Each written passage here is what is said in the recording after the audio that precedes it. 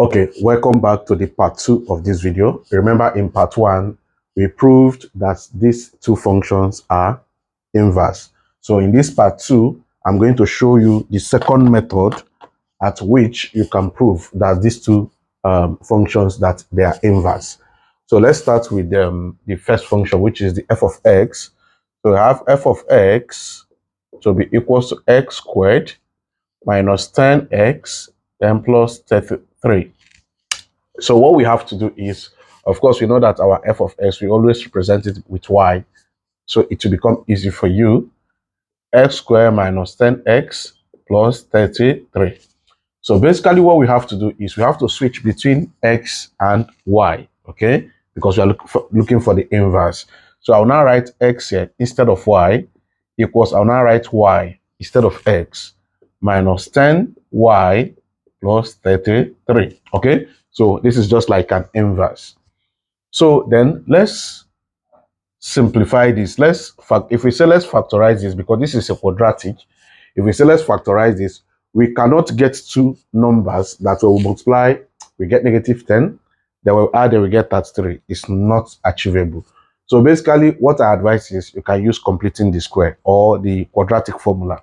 But here let's use completing the square so that it will make it easy for us.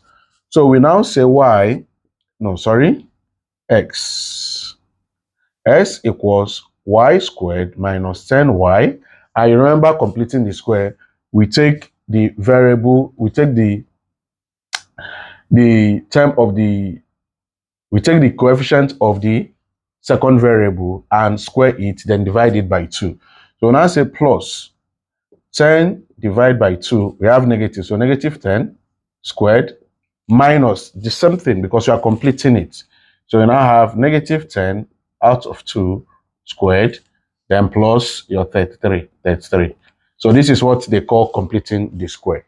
So you now have your x to be y squared minus 10y plus negative 10 divided by 2 is going to give you negative 5. Negative 5 squared is going to give you 25.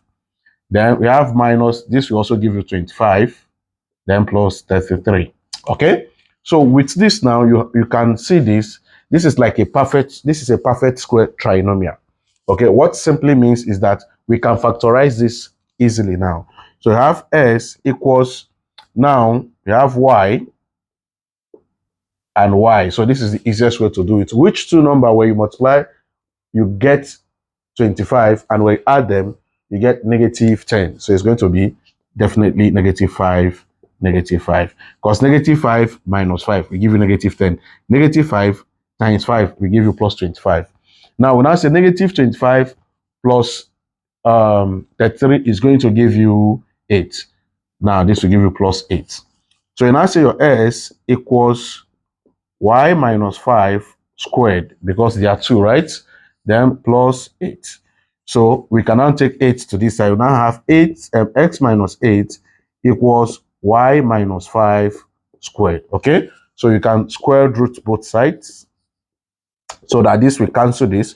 So you now have square root of 8x minus 8 equals to y minus 5.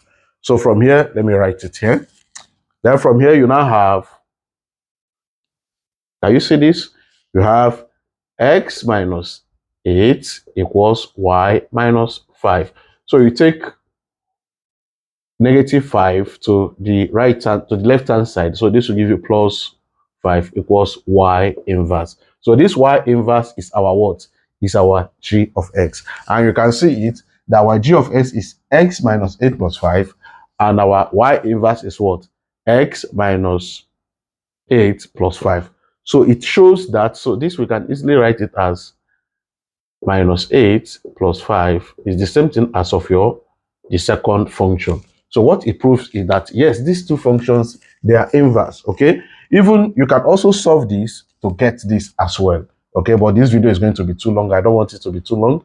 So this is how you prove that two functions are inverse. So you can check the first video.